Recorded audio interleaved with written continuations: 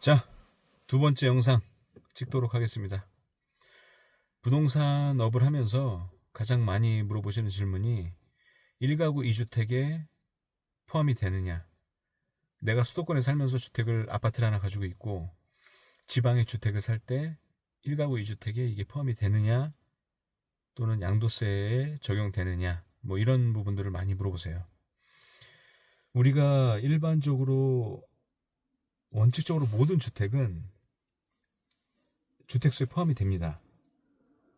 그러니까 시골이라서 포함이 안 된다기보다는 우리가 주택수에 포함이 되냐 안 되냐를 물어보는 가장 큰 이유는 보유세 개념의 종합부동산세를 매길 때의 판정 기준에 따른 문의와 양도세, 집을 팔 때 이게 1가구 2주택 중과세를 맞느냐 안 맞느냐에 따른 궁금증에서 물어보시는 건데, 그냥 단순하게 문의는 1가구 2주택에 해당되느냐로 시작이 되죠. 대부분 다. 일단은 현재 세법상에는 내년 5월 9일까지가 아마 조정 대상 주택 지역에 있는 부분에 거주하시는 분이 여러 채를 팔 때 두 채 이상일 때는 20% 중과, 세 채 이상일 때는 30% 중과를 매기게끔 돼 있어요. 양도세 기준입니다. 양도세 중과. 세율에 따라서. 그러니까 양도세가 내가 아무리 보유를 오래 하고 있어도 집이 두 채 이상이면 집을 팔 때 20% 중과를 맞고, 집이 세 채 이상이면 30% 중과를 맞는 거예요. 그래서 내가 예를 들어서 현 시점에서 기본세율, 양도세 기본세율이 6%에서 최대 45%까지 나옵니다. 기본세율이. 1년 이내 팔았을 때 77%죠. 70%에 7%, 77%. 2년 내에 팔았을 때 66%. 3년부터 기본세율이 적용되는데 그 기본세율은 45%부터 시작을 해가지고 보유 기간이 늘면 늘수록 이제 점차 내려가는 거죠. 6%까지. 그게 양도세의 기본 개념인데, 예를 들어서 수도권에 먼저 내가 아파트를 사서 거주하고 있어요. 근데 지방에 주택을 사고 싶어. 근데 농어촌 지역이야. 농어촌 지역에 과세 특례 지역이 있습니다. 과세 특례 지역은 시군 그 인구가 20만 이하일 때 과세 특례 적용을 받고, 가장 중요한 것은 내가 지금 수도권에 아파트를 가지고 있는 상태에서 지방에 주택을 샀어. 그 상태에서 수도권에 있는 아파트를 팔려고 했을 때 지방주택을 3년 이상 보유를 해야 돼요. 그래야 농어촌 주택 특례라는 제도를 이용해서 1가구 2주택이 면제가 되는 거죠. 1주택으로만 보는 거죠. 수도권에 있는 주택 하나만 보는 겁니다. 그래서 중과를 막을 수가 있는 거죠. 수도권에 있는 주택을 팔 때 중과세를 막을 수가 있는 겁니다. 그래서 우리가 1가구 2주택이냐 3주택이냐는 어느 지역이건 주택을 사게 되면 주택수에 포함이 된다 라는 개념이 들어가고, 하지만 농어촌 지역, 인구 20만 이하의 인구 소멸 위험 지역에 농가주택을 구매했을 때, 하지만 상업이나 공업이나 뭐 이런 녹지 지역이 아니어야 돼요.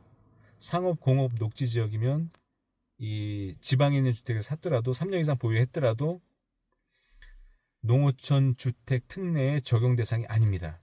그래서 2주택으로 매겨져요. 그래서 수도권에 있는 주택을 팔 때 2주택 중과가 매겨지는 거죠. 20%가. 이런 개념으로 보시면 돼요.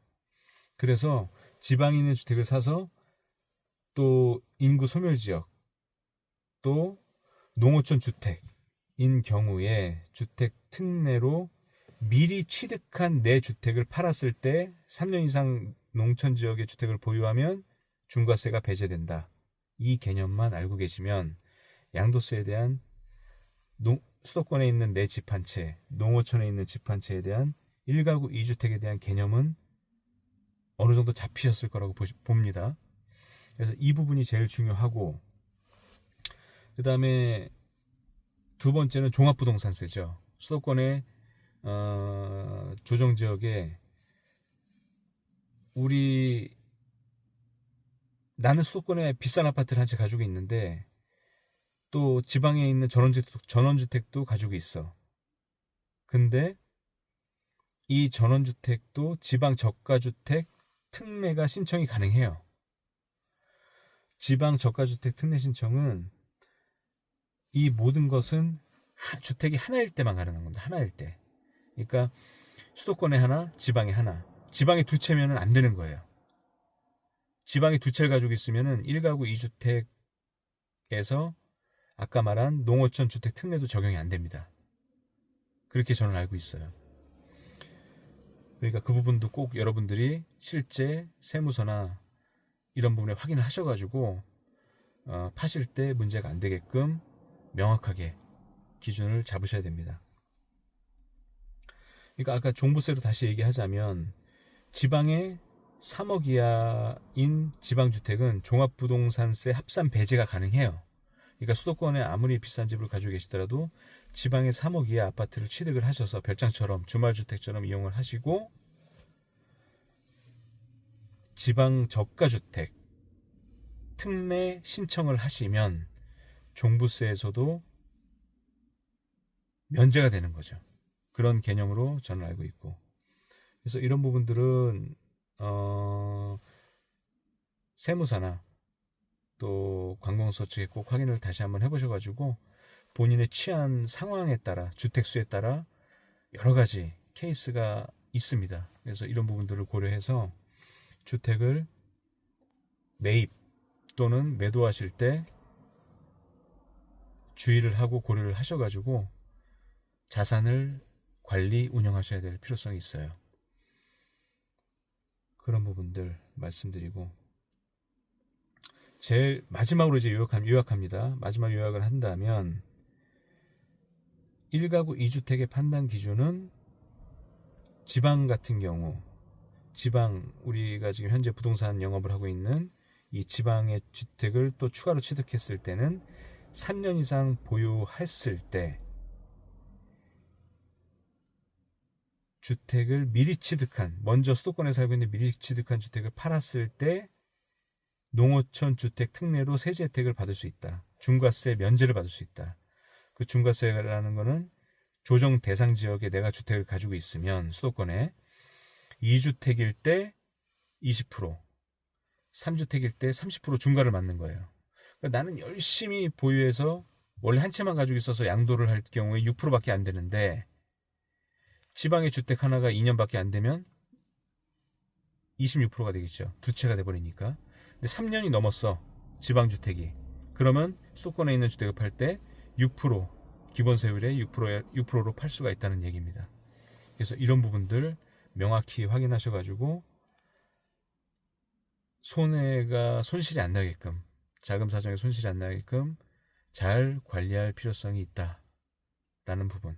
오늘은 1가구 2주택에 대한 정의하고 그에 따른 연관된 양도세와 종합부동산세, 이 두 가지 부분에 대해서 설명을 드린 거예요.